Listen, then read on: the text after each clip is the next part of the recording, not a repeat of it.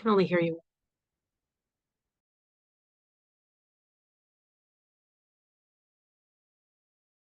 I'm good now. Okay. Jody. Okay, welcome everybody. Housekeeping items, bathrooms are this direction. And Tanya wants to give some instructions on people who are on Zoom. Yeah. All right. Hi, everybody. My name is Tanya, and this is our first Zoom live stream meeting. We've been using Facebook Live, but we've moved to Zoom because there's a Q&A functionality. We can record. There's a transcription we can upload. So lots of benefits. So if you have Zoom and you want to stream live, you can do that moving forward. For those of you that are on Zoom, there's a Q&A functionality in that little dashboard that you have on Zoom. So if you want to ask a question, we're going to be monitoring them throughout the meeting. Just go in there, ask a question, and we will either type you a response, or we will, if I don't know the response, we'll ask one of our speakers to provide an answer to your question. Thank you. So introductions, I'm actually Mary Manso. I am the vice chair. Our chair is sitting in the back. She was exposed to COVID, and so she's trying to quarantine. So that's off limits to everybody. She took a test earlier today, and everything was clear, but she's just being overly cautious, shall we say. So with that, I think we can go ahead and get into community briefings. So we have a sheriff's deputy in the back. Is that? I hope I'm sheriff's deputy.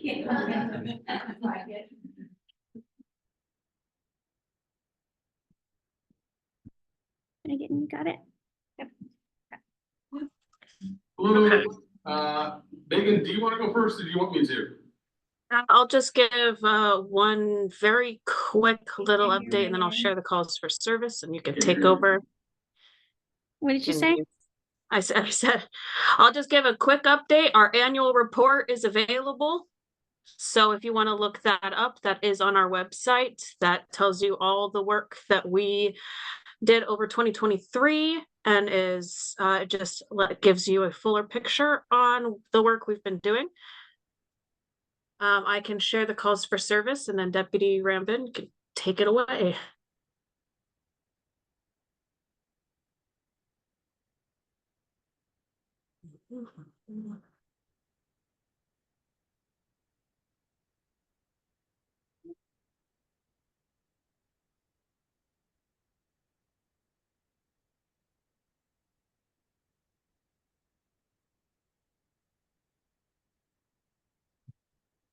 Yeah, it is a little hard to see, and I apologize. But there's a fair amount of thefts. A lot of them happen around shopping areas. Retail theft is obviously up and around the nation. It's active here in Washington County as well. I actually just left Target because of the theft. But other than that, there's a few other things that are, let's see here, we got some stolen cars on there. We actually recently just took, I think, 4 calls involving vehicles that were entered into, 2 of which were stolen. The tricky part about those is all 4 cars were unlocked. And the 2 that were stolen, not only were they unlocked, but the keys to the car were in the car. You know, we can be as proactive as we can be, but there's not a whole lot I can do about that. So, I think that's about all I have about that. Really, this is opportunity for you guys to talk to me. If you have any questions, feel free to raise your hand and we'll go from there. There seem to be a number of trespasses. What's that? I'll be honest with you, I have no idea. That does seem like a large amount for trespasses, especially considering a lot of them are in residential areas, which is odd. We typically see trespasses at businesses, although we can't trespass people from where residents. So I'm not entirely sure. Are you talking dark blue or light blue? Oh, maybe I'm seeing whatever the light. Okay, It looks like you have 3 trespasses, but it's more criminal mischief. so light blue is gonna be criminal mischief, which is basically people vandalizing, so think of TPing a house or eating a car, that type of thing. Typically, if somebody breaks into a community mailbox and we can't necessarily prove that, any mail's been stolen, it will be recorded as criminal mischief, because typically they damage the mailbox. And then typically we're able to then later prove that a theft actually happened, then we'll investigate the mailbox.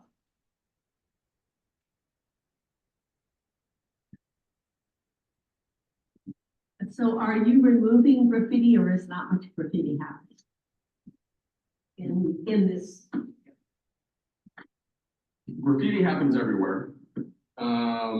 Typically, the county or the sheriff's office is on its own, does not typically remove graffiti. Typically, that is the responsibility of the property owner.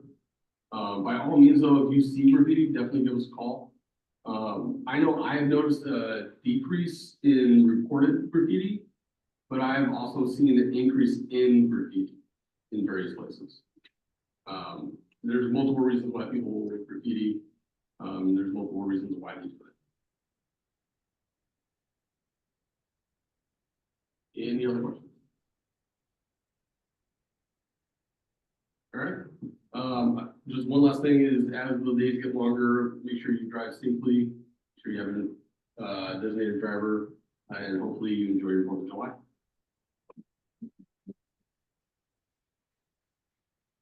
Thank you. So now we have Lindsay from the Water District.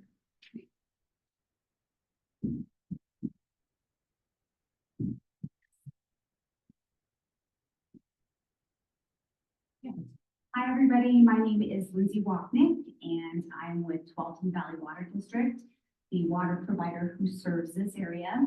I just wanted to give you updates on three projects. One that's in process, and then 2 that are coming up. And then talk about our newsletter that is typically with your utility bill. So the first project is the meadow grass. Thank you. Okay. Stay on the street. Oh, like this. Oh, yeah. Gotcha. I'm sorry. I apologize. I was trying to read the hands. Thank you. So for the meadow grass project, we're replacing about 1,600 feet of water main under meadow grass. We started in late May, May 27th, and we're scheduled to be complete in August. They're doing a great job out there. No customer upsets, which is great. The crew has made it most of the way down Meadowgrass. They should finish by the end of this week on Meadowgrass, and then they'll go back and do the cul-de-sacs that are right there. And then there will be a water service interruption for some of those customers there on Meadowgrass as they switch their water service lines from the old water main to the new water main, and that's pretty typical. So we will make sure that we give those customers who are affected lots of time, so they're aware of when it's going to happen and what they can do to prepare. The next project is the West Lawn main replacement, lots of main replacements. And this is a smaller one, 460 feet of main. And we're moving to a larger main, an 8-inch ductile iron main. That's going to happen in the probably September, October, so a little bit later this year, and last for about 2 to 3 months. And the reason is because it's just in the queue. We have, I think, about 10 main replacement projects coming up, so it's making its way to the front. It still has to get past Meadowgrass that we're currently finishing, and then another main replacement in Aloha, and then one in Beaverton. So it's coming up. And then this isn't in CPO 7, but this is just an update. We're working on a Barnes Road pump station and Viewmont Drive piping project, because we can't make, the titles of these projects small. So we have to have them at least, 10 words. And so what we're going to do, we have a pump station that pumps water up the hill by Barnes Road. We're going to be drilling under Barnes Road, It's called directional drilling, and then we put our water main. We're gonna be putting some water main up Viewmont Drive, and then we're gonna connect them. And so we'll be able to serve water up to Viewmont Drive. They're gonna get a bigger water main, so better pressure, more redundancy, and then also the Barnes Road pump station as a backup generator. So sometimes people lose power up in that area, so it will still be able to pump water up there and give our customers water even when the power's out. And then just the last thing to mention, we do a newsletter in each of our bills. And in the May-June bill, there is a checklist for how to be more water efficient during the summertime. During this time, we start to see water use increase. Obviously, people are outside filling their pools, doing lots of irrigation. So those are some tips in there on how to be a little bit more water efficient. And there is a link to our annual water quality report, similar to the sheriff's office. We do an annual report, talks about all the water testing that we've done and what we found. And just spoiler alert, the water's great. Keep drinking it, keep using it. Thank you. You can't leave, Nancy. Darn it. Oh, And for Zoom, and for Zoom as well. And I put some of my cards here. If you have questions, you can. Actually, how Of course. one thing you forgot to mention. Oh. I'll go there. I do that.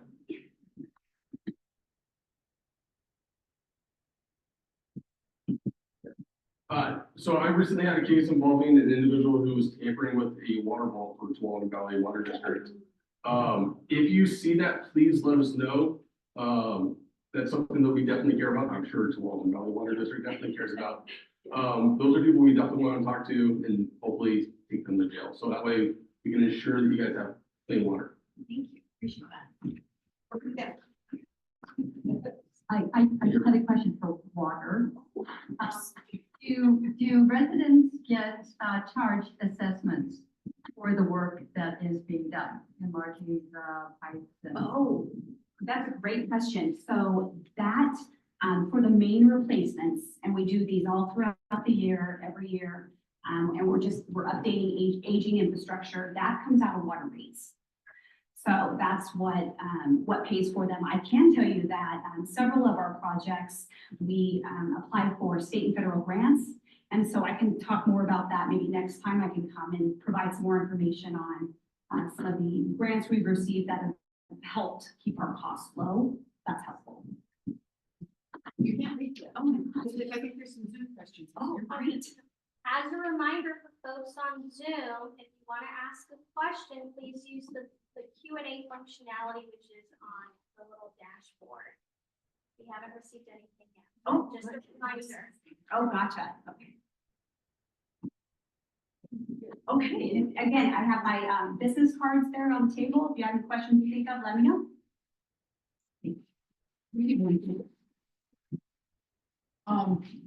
And we do have a state rep here. Lisa Reynolds. Yes. Do you have something you'd like to say? You need a microphone if you're gonna say Oh, something. okay. Hi there, I am Lisa Reynolds. I'm state representative for House District 34, which is what we're in now, which is basically 185th over 185th, Washington County border, kind of Cedar Mill, and then Highway 26. Except, although I do have some areas south of Highway 26, the Five Oaks neighborhood of Beaverton. I was just thinking about, we had a lot of water discussions in the legislature in this short session and funded quite a few water projects, including in Washington County.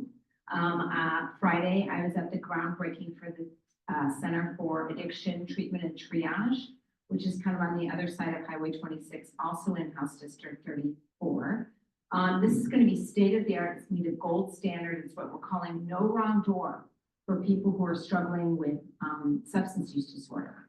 There's going to be on-site sobering. There's going to be recovery. There's going to be mental health services, connecting people to housing. It's going to open in a year, which is pretty amazing. It's an existing building that's undergoing remodeling. So that is incredibly exciting news for our county, and I think will become a gold standard for the state. And we are in between legislative sessions right now. We finished our short session at the state legislature in the middle of March. And then we're undergoing elections. I just won my unopposed primary in May and will be running for re-election in November. And then the long session will be starting in January for 6 months. Jody is a frequent visitor to Capitol. Would love to have you come down anytime. And I'll leave my cards out here too, if you have any questions or concerns. I guess if you have any questions right now, if that's time, I don't know. As long as it's not race related. Right. We don't want to be talking about. Yes, yes, absolutely. Policy. Great. It's really fun to be in person. I actually was telling Jody I recently moved and I walked here. Although there's a little section of that road where there's not. Anyway, but I'll go in the back. Thank you. And let's talk about the sex. Yeah. Thank you, Lisa. And What? middle housing questions, but Yeah. it sounds like that isn't something that came up, so.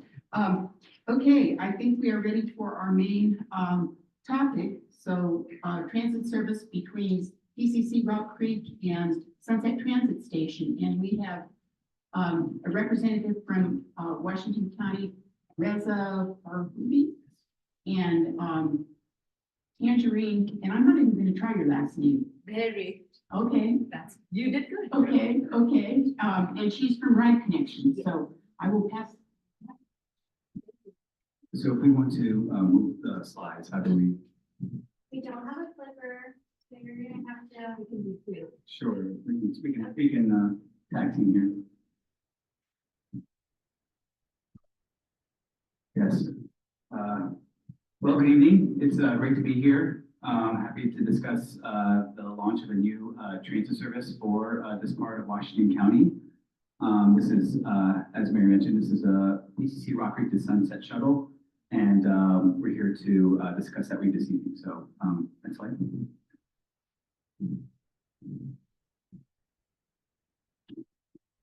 Yeah, I'm Reza Barghouti. I'm senior planner with the Department of Land Use and Transportation here with Tangerine Behair. She's the lead service planner for Ride Connection. So we're going to talk to you about the service. We're going to talk to you a bit. We'll give you a bit of the overview of what Ride Connection does, Washington County's role in providing transit service, as well as a project we're doing to build some stops, shuttle stops for this route. Next slide. Yeah, next slide. All right, so Washington County, we are required by the state to complete a transit development plan. This is a biannual plan, so every 2 years we plan and program for service in Washington County. So the green area you see, that's the rural part of Washington County. That's everywhere outside of the TriMet service district. So all the payroll tax that's generated, employee payroll tax generated in the rural area comes to Washington County, and we help plan rural improvements. We also help facilitate connections from regions outside of the TriMet or Portland region into the TriMet district. So that's work with Illinois County, Yamhill County, the Oregon Point service. We also plan and operate community connectors, and these are what we call first last mile shuttles. And these are parts of the TriMet district that don't have good TriMet service today. They lack sufficient bus or rail service. And this is one of the new lines that we programmed as part of our most recent transit development plan, this shuttle from PCC to Sunset Transit Center. Next slide. So we contract with Ride Connection as our public transportation service provider. They are a private nonprofit, and what they do, they operate a lot of different services, including the first last mile shuttles. They help leverage a variety of funding sources for us to be able to provide these services in addition to the funds we get from the state payroll tax. They also take the lead on community partnerships and engagement. So anytime we're planning for a new service, Ride Connection, with Ride Connection, we'll go out to farmers markets, we'll do tabling events, we'll reach out to community organizations, and Ride Connection helps take on that. So now, next slide, Tangerine will talk a bit about what Ride Connection does. Hello, good evening. So Right Connection, we are a private nonprofit. We provide transportation in the Tri-County area.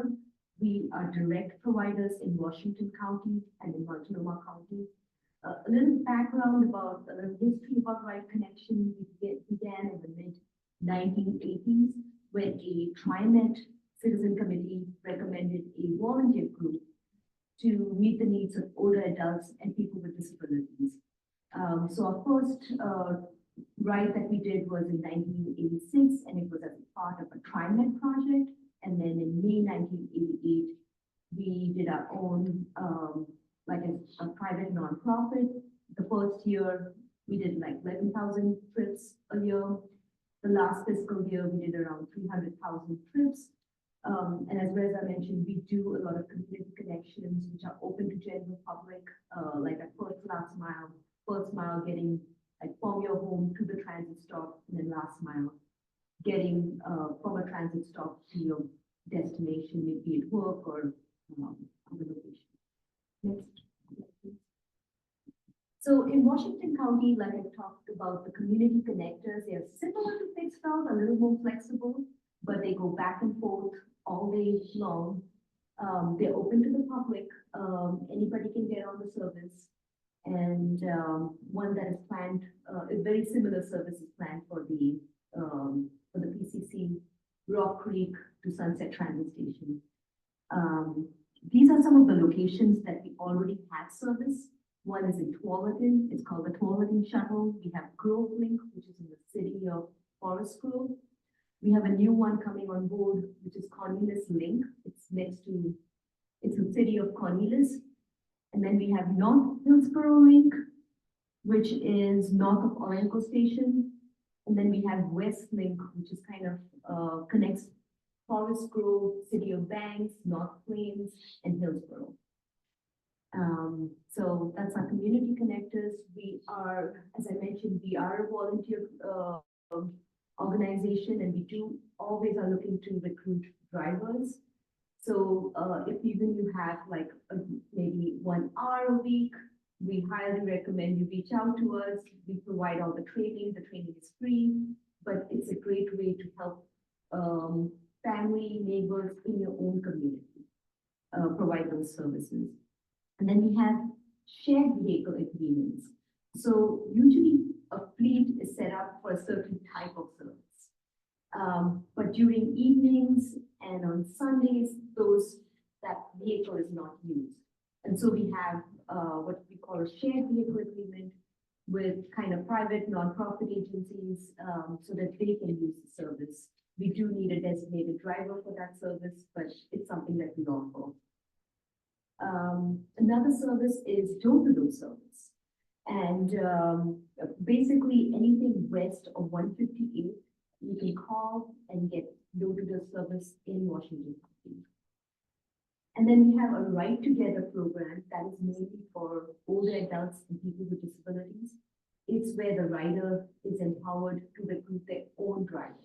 So maybe you have a neighbor who can drive you. That's where you have like they can drive you to that particular place and they can get reimbursed for mileage. So I think it's a great program to kind of develop that social aspect and kind of recruit your own driver. So what are the impacts, values, and benefits of transit? I mean, some of it we already know, but I just thought it'd be important to highlight that. Community connections, providing those access to jobs, healthcare, shopping, services, even the social aspect, that kind of improves the quality of life. Mobility for residents and commuters that who do not have access to a vehicle, transportation for older adults, people with disabilities, and student and youth. And I think student and youth, there's two groups. One is who are kind of independent, who don't want to rely on their parents to take them from point A to point B. And the other group of youth that probably are so close to getting a driver's license, but you kind of want to wait a while before they can actually get their driver's license. And then safe transportation options during inclement weather, and then connections to the TriMet Max or Light Rail and other TriMet buses. So getting into the proposed shuttle, it's of course going to serve North Bethany, this area, Bethany Village, Cedar Mills. It's a free public service. We do have designated stops on the route. It's kind of interesting because we have flag stops. So if you wave with your arm, the bus and was in the right direction, in a safe location, the shuttle will stop for you. So just kind of something that's why I mentioned it's flexible in that sense. Approximately 45-minute frequency, depending on the type of the route that we select. And the plan is to start in fall of 2024 in time for the PCC classes at Rock Creek. And so here are the two options. The one, it starts at the Rock Creek, goes up to North Bethany, and then kind of takes a straight route, this red connection, like white, here goes straight, that's the red route, goes down on Kaiser, and then we have another option, which is a purple route, which goes to Stoller Middle School, goes down Finley Elementary, goes by the Tualatin Valley Fire Rescue location. They all go down on Kaiser, connect by the Science Park Drive, connect with the high school, and then connect with the Columbia Employee Store and other businesses located there, and then connects to the Sunset Transit Station. The way it works is it works in a loop. So they're basically going from PCC Rock Creek to Sunset Transit Station and back. So all day, Monday through Friday, that's the plan to have. So two options, Kaiser and the one that goes by Salzman and Gabriel. Some of the community feedback that we already received, we had event like Earth Day, PCC Rock Creek campus. That's where we met some of the people. They were excited to hear about the service. Their priority was consistent 45-minute service. Saturday service was ranked low on the list. What we heard from some of the students and staff is like, we have parents and family members to take us on Saturday and Sunday. We just need the consistent 45-minute service. Saturday is kind of less on their priority list. We met with the Association of Seniors of Indian Origin, ASIO, and they preferred that location, that the longer purple route to go by the Tualatin Valley Fire Rescue and Finley Elementary. It was not so much those locations. It's basically, they have community rooms at the TBFR, and at the Finley Park, they have like certain groups of like, laughter club, yoga. That's where the seniors meet with their grandkids. And so not so much taking them to and from school, but more like the socializing aspect of it. Those were the locations that were identified. North Bethany is a popular destination and it's growing, and so it's hard to access some of these locations. And so some of our programs like Ride Together, like with the mileage reimbursement, that's a great way to get connected to the shuttle if you can find somebody to connect you. We also have the door-to-door service where you call the day before. So I think there's some, and then also we have what they call off-route deviation. So if you live half a mile from the route, you can call a day in advance and say, can you please pick me up? So the route kind of does the regular route, deviates off, and goes back to the next stop, and then it goes back on the route. So some of the flexibility that probably won't get a TriMet. And then we have some ongoing and upcoming outreach. We are going to be at the summer concert. We're going to be at the Bethany Annex on July 11th, and then we're connecting other employers with Columbia Sportswear, social thoughts. But we'd love to hear if there are some groups that we need to connect, maybe you're part of a group, and you think, oh, they would love to use transit. We'd love to be there. So don't want to restrict it to this, but there are other areas, let us know. So just wanted your feedback. Which route makes the most sense? Is it the red route, which goes directly by Kaiser, or the purple route that goes by Stoller and Finley and the TBFR? Any preference you see? I'm going to try and write notes. So I'm just grabbing my. Can we go back to the map? Sure, that's a great thing. Yeah, and I have some input, oh, sorry. Thank you. So I actually got an email from, it's actually the past chair of CPO 7. And his concern is that you're trying to meet way too many needs. And his concern was getting on Sunset Highway at any time of day is going to impact your on-time delivery. And Science Park Drive is already, there are other TriMet routes that already serve that area. And if you look at the area, you know, his preference would really be to stay on Barnes Road, take Salzman up to Laidlaw and then across. Because when you look at a map of where TriMet serves, there's a huge hole there, absolutely huge hole. And it is a more direct route. One of the concerns I have with the alternative that uses Thompson Road is going to have 2 closures coming this fall with major road work that's going on. Springville Road is also going to have 2 closures. So I don't know if you're thinking about that at all as you're planning this route, but I think it's something we need to take into consideration because people may start to really rely on this route and then be like, oops, sorry, we can't continue because the detour is taking us way out of direction. So I think those were the concerns that I have heard. I also talked to the church today and they're like, ooh, Sunday service might be nice. This church, yes. Just because I picked up the key and it was a good option to come. And you might consider reaching out to the church community.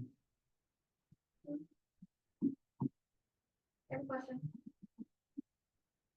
So on this map, it looks like one of the main differences is that the purple route goes into the neighborhood that way, and there are 2 stops there. So how far is the walk between that point where the orange and the purple? And not a walkable route either. It's It's not walkable. walkable. Okay. Sidewalks on most of that Okay. section anyway. Yeah, Salzman. Needed Road is microphone. not- Sorry. Do you want to No. answer that? Salzman Road doesn't have good sidewalks, and that was one of our concerns. Like, can Red Connection provide a vehicle? We can provide, but during snow, we might have another different route, especially during the snow. Salzman is difficult.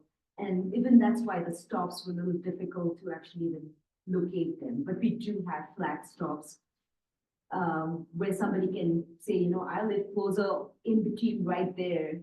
They can flag the bus. But it needs to be a big wave. We do have friendly drivers and a lot of people waving, but we just need a whole arm. So that's been something that we've changed. And another thing that I wanted to mention is, you know, with Sunday service, I would highly recommend that they connect with the Ride Together program because that's a way, like, you know, other church members can give parishioners a ride to the service. So should I give them the information you have on the table? Yes, I do have it in Spanish, but if they want to connect with me or if you have a contact from the church, can I reach out to you? Yeah, and we can, yeah, and that way I can give them the information and you're not, yeah, but absolutely. So I can't see the map well enough to be sure, but it seems that the western route is likely where the bus already runs.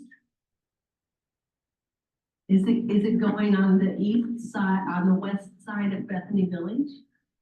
So from, I know it's hard to read on the screen. So this is Springdale, Joss, Kruger, Kaiser. And so there is bus service along Kaiser, TriMet service from Springdale down to Bethany Village.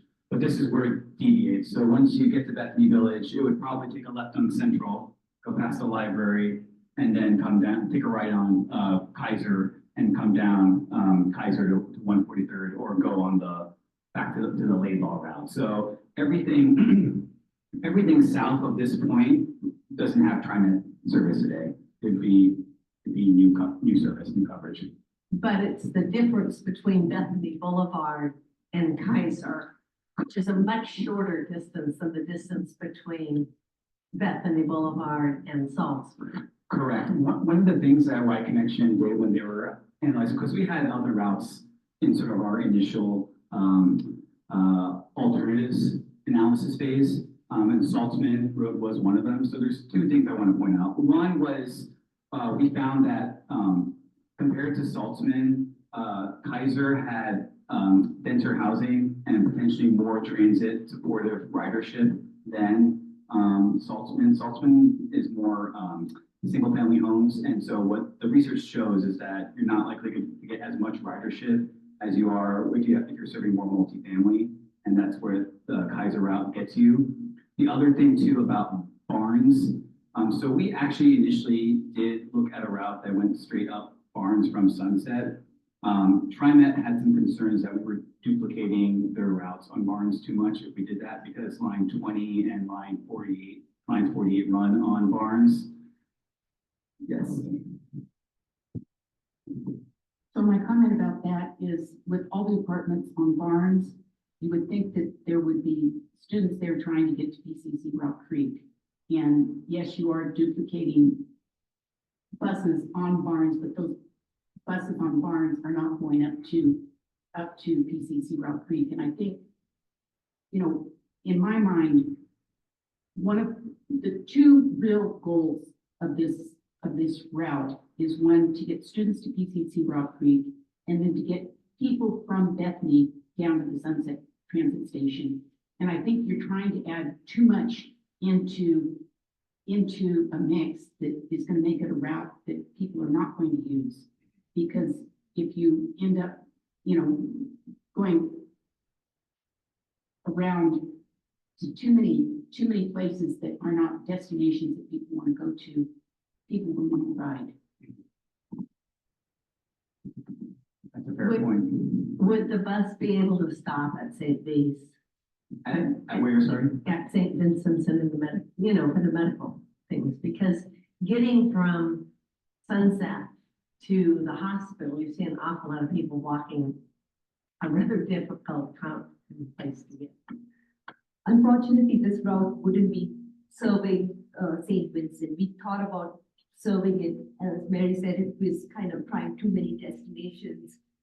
And then getting stuck in traffic was one of the concerns. And then being able to time it was going to be difficult. So we kind of decided on against that.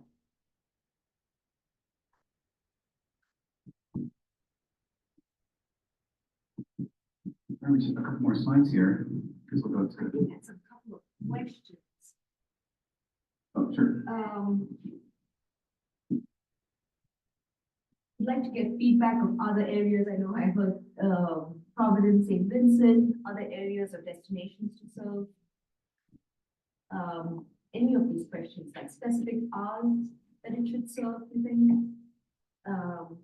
Area in, well, I think let's do the first three. Mary. So one of the other questions I had is, if you do take the route that is on Laidlaw Road, swinging down the Central, I guess I don't really understand what the purpose of that would be, because if you stay on Laidlaw, it delivers you to the shopping center. It doesn't drop you off in the center of the shopping center, but it certainly gets you to where you need to go.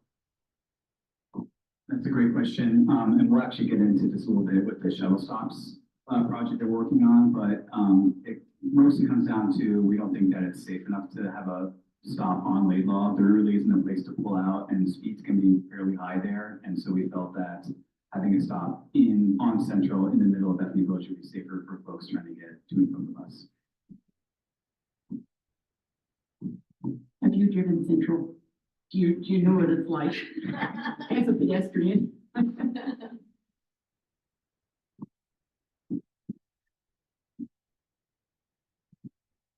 And then other feedback, other areas or events for outreach, and I mentioned other groups that you would like us to present, or just get the word out, because this is feedback time. Once we get into the route, we'll be like, why did we hear this? I think my main. Thank you for this. It's really interesting. I think my main concern, 45 minutes is a little too long between buses. Like if you're someone who's envisioning taking, the whole point is we want more people on mass transit. But if you're envisioning someone who would then really strongly consider taking the MAX train, say, but I understand, it's that, I think as we're talking about, we're trying to do a lot of things with this. Yes, part of it is like if it were a more direct shuttle, you could have that in there, it could be a 30-minute round trip, which I just think would probably work for most people. But again, it's figuring out that balancing act between increasing the number of stops and increasing the frequency of the shuttle.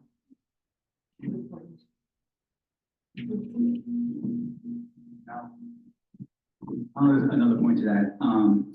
So we don't necessarily think, so another comment that we heard was about going on 26. We don't necessarily think that's gonna be that much slower than taking Barnes, Grinnell during rush hour, because traffic really backs up there too. And then the other point about a North Street shot, like Kendra mentioned, we're in the process of meeting with employers like on Science Park Drive, Columbia Sportswear, and there is quite a bit of interest in a shuttle. The issue is that Columbia's headquarters, while that's pretty close to Cornell, they have several buildings along Science Park where it's quite a bit of a walk away from existing transit service. And so we think that there is ridership to be had there potentially. But the beauty of a service like this, it's flexible. We as in Ride Connection, we're way more flexible in trying this. So if there's circumstances that require us to make tweaks to the route as things get going, we're definitely in a more nimble position to do that than trying. So it's sort of a trial and error at first, depending on which of these final two routes is selected. We'll see how it goes, and if there are tweaks to be made, we're happy to consider them. So you're talking about 45-minute service, but to go from PCC to the Sunset Transit Station, how long is that anticipated to be? Actually, when the bus departs from Rock Creek, it'll come back at Rock Creek in another 40 minutes. So if you missed the first bus, No. I did on the bus. How long will I be sitting on the bus to get to? from PCC Rock Creek to Sunset, yeah, it'll be half of like 20 minutes, 45 minutes divided by 2, like 20 minutes is what I would do. Oh, okay. 20 minutes. Yeah, traffic is very big. So first point is, I love that you guys are thinking about PCC to Sunset Station. The other thing is I'm not familiar with this bus service. I don't know how big your bus is, like what does it look like, and how many people. That's a good, I forgot to highlight that picture, actually, that one to the left. It's a smaller 14 passenger, it's not your 40-foot bus. Yeah, and it kind of has the right connection on it, like a wrap. That's not a current wrap, but gives you an idea.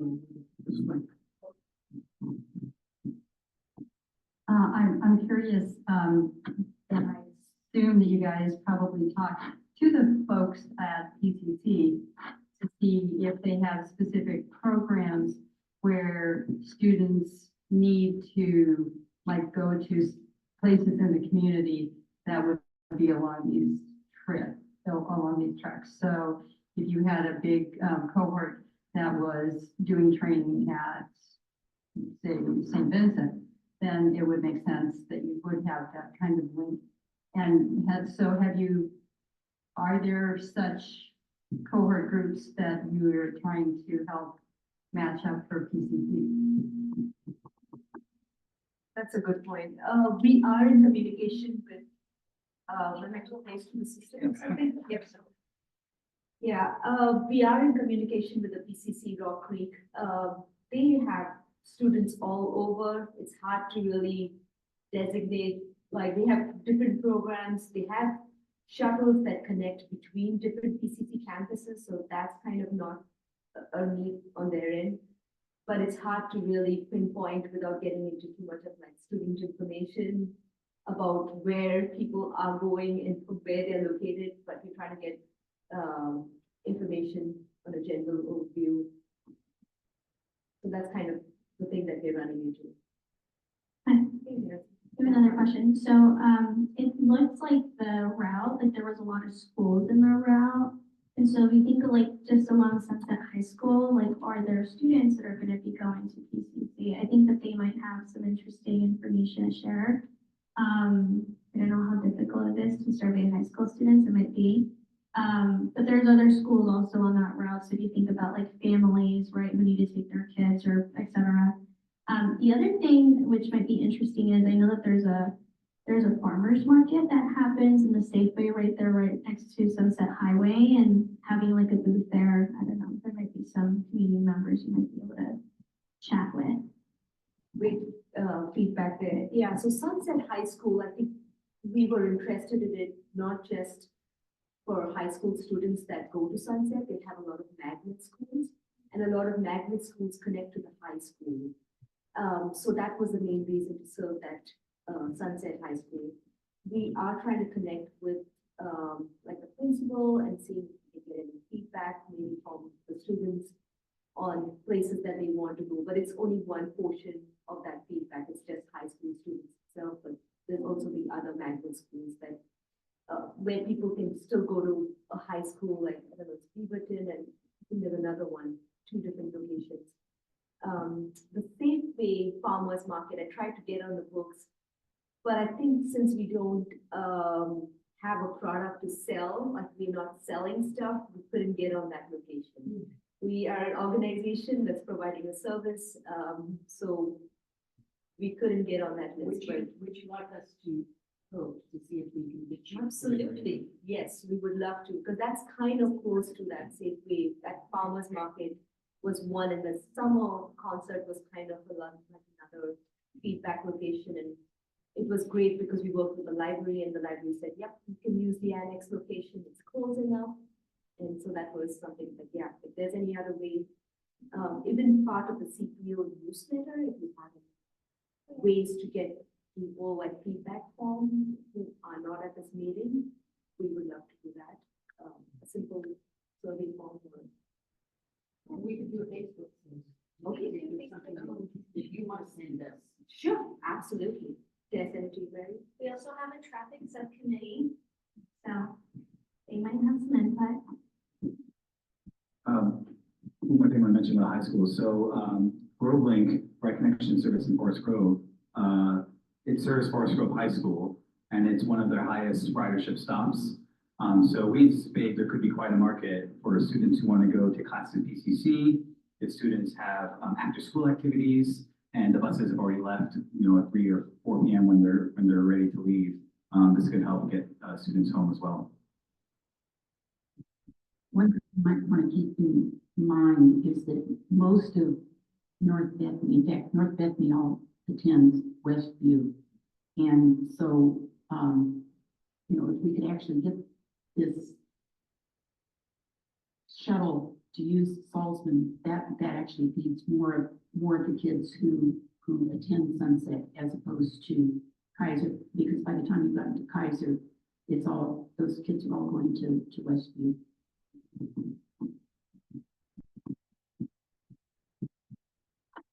Another question. Did you, and this may be way outside your purview, but did you happen to look at like food banks or locations in those areas in that route? That sometimes transportation is an issue for folks, and when you're hauling groceries, trying it just really is not always a good option. So.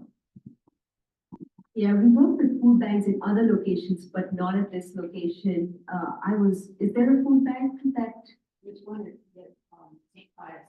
Okay, so St. Pius, yeah, it's kind of off the route though, because then it's, Not if we use Salzman. no, yeah, it is Salzman, but it will be a different location. Okay, so St. Pius has a food bank.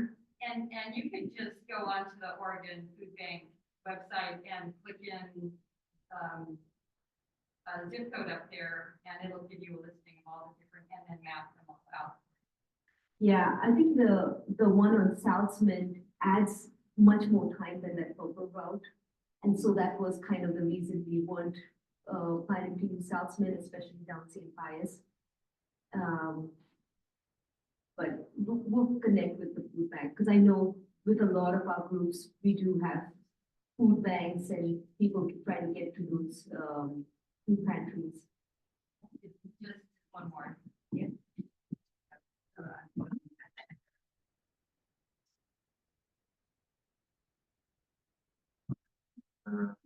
No more immediate questions. This is good for the last couple of slides here.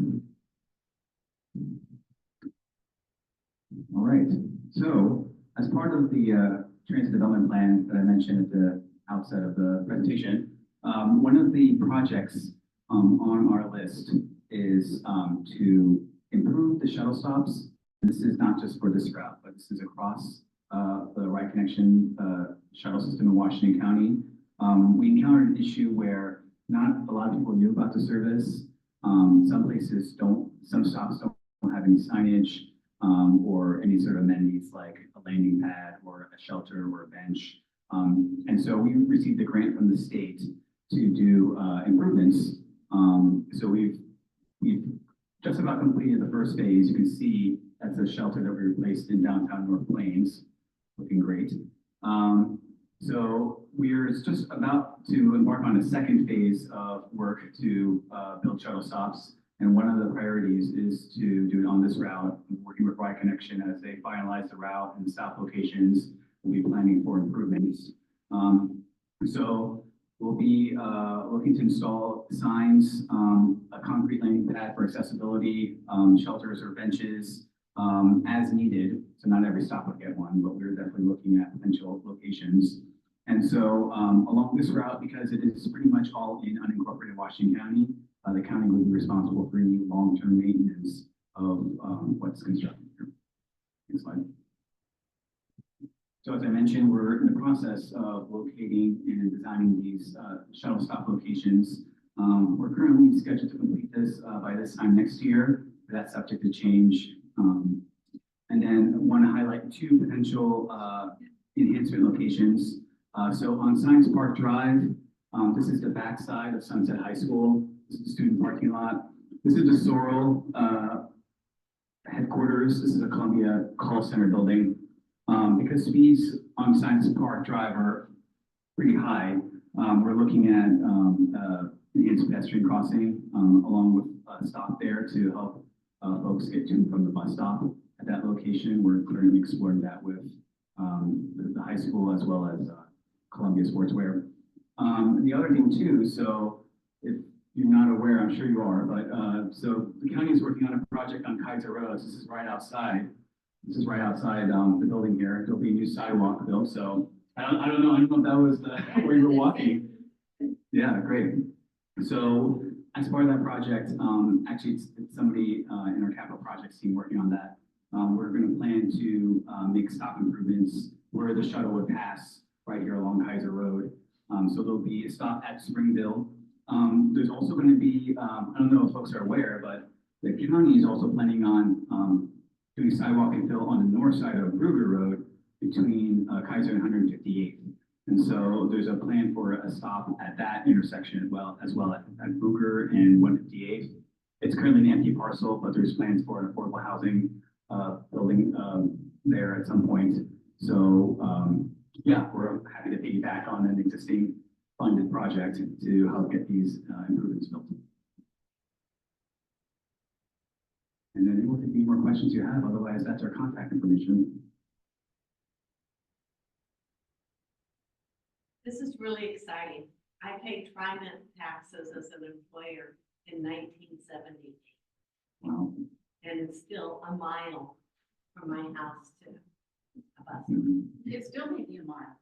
Depending on the route they choose. No, Kaiser would be a little bit. 3/4 of a mile. Yeah.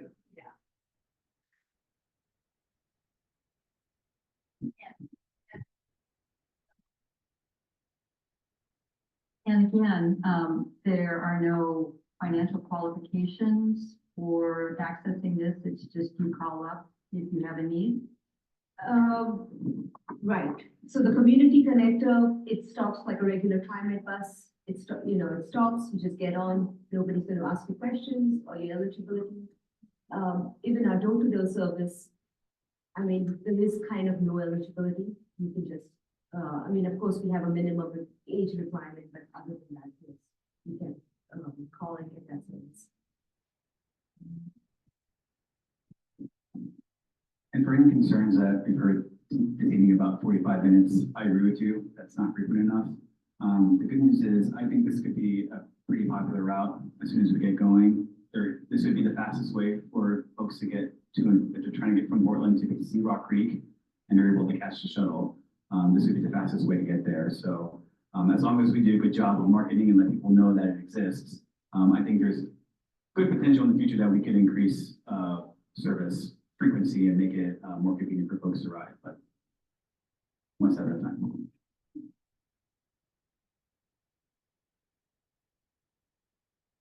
Thank you so much.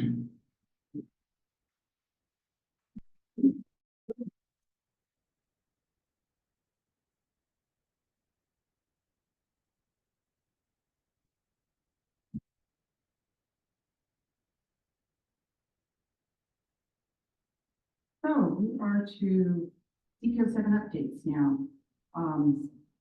And one of the things that I did bring was a copy of a middle housing land use application. It's not the one that is located down off of Pioneer. It's a neighborhood off of 130th. But if anybody wants to look at that application to just get a sense of what a land use application looks like, it's a good example. That's, I think, really all I need to say about land use applications that we've recently received. There isn't a whole lot going on right now. Steering committee meetings are held from 1 to 2 p.m. on Zoom, the Monday following our meeting, so a week from today. And we still have openings on steering committee, so if anybody's interested in serving on the steering committee, reach out to us. You can send an email to cpo7leaders@gmail.com.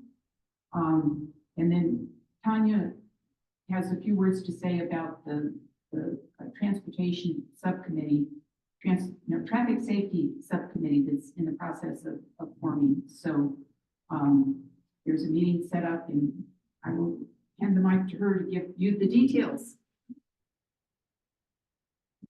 Hi, everyone.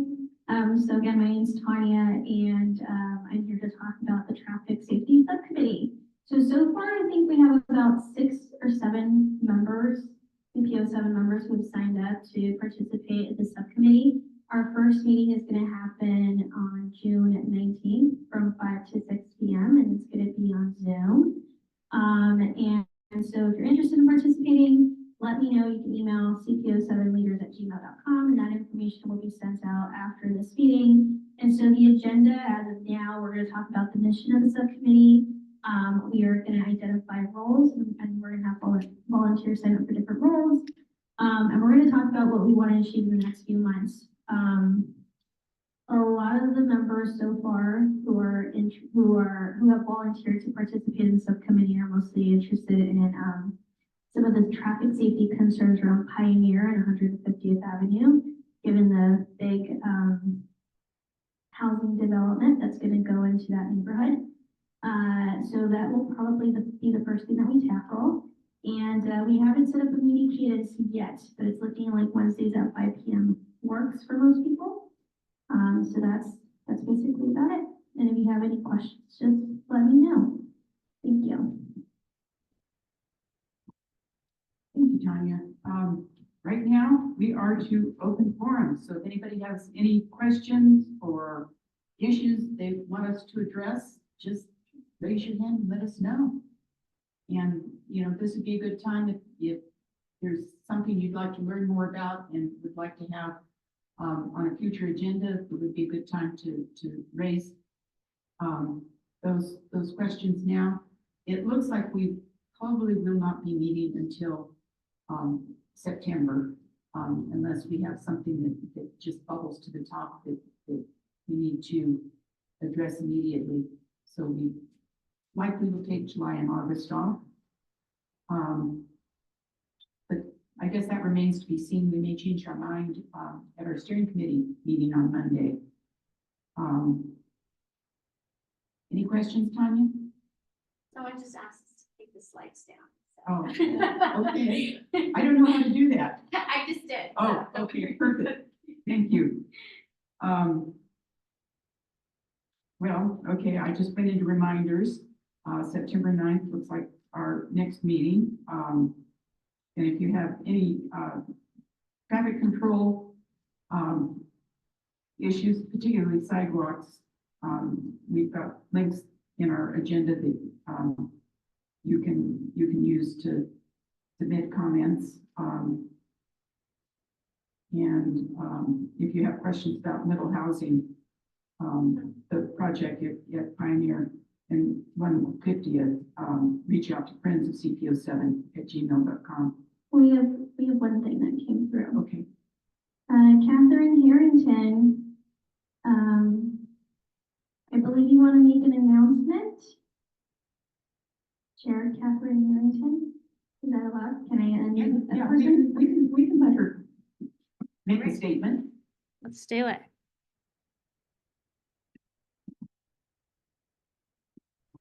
There you go. I believe we can hear you now. All righty. Good evening, everyone. This is Catherine Harrington, your elected county commission chair. Great meeting. Thanks, Mary, for having this topic in. I just want to make sure you all have gotten the word that I will be hosting our annual State of Your County on Thursday, June 20th, starting at 6 p.m. It'll just be an hour in person. It'll be the first year it's in person since pre-COVID 2019. So I hope you'll come join us in the county auditorium in downtown Hillsborough. It will also be streamed live, so you can find further information on the county calendar. Thank you. Thank you, Catherine. And there we are at the end of our agenda. So it's 8 o'clock instead of 9 o'clock. So unless somebody else has something they want addressed, I think we're looking for a motion to adjourn. I'm sorry to do this. Okay, okay. So, I was just wondering If perhaps some of the guests in our audience today could talk a little bit about the legislation that was recently passed, most recently passed at our state level, to increase housing options. And I know the legislation that had been passed back in 2019 that resulted in ordinances that we're now calling middle housing ordinances, impacted our group, the county, quite a bit, the entire state. And I have been looking through some of the legislation, and I wrote down what the numbers are. I think it's like 1503. It just has to do with housing changes that were put in. And I don't know if folks here, anybody is interested in hearing about that at maybe future meetings, or if anybody visiting tonight has information that they could share. And I don't mean to put anybody on the spot. So that's sort of been pressing, as I thought we were surprised by what we call the middle housing legislation and ordinances that came down. And I personally don't like to be that surprised by legislation. And so it's helpful to have some pre-explanation. So are you looking for somebody from the state legislature to speak to this? And I guess. Catherine, answer that. Oh, yeah. Yes. Hello again. This past legislative session, 2024, did not change the nature of housing for our county or our metro region in any way, shape, or form, such as the middle housing did back in 2021 or 2. What the state legislature did put in place is that now Washington County, as well as all the cities, including those within the metro region, will need to develop a housing needs analysis. So they want to make sure that we're making the most of the land that is available within the various urban growth boundaries, and that we're fostering and enabling that.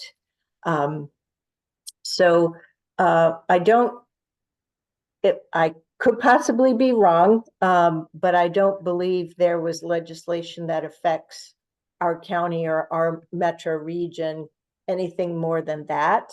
But if you do have a bill number, do feel free to send me an email at chair@washingtoncountyor.gov.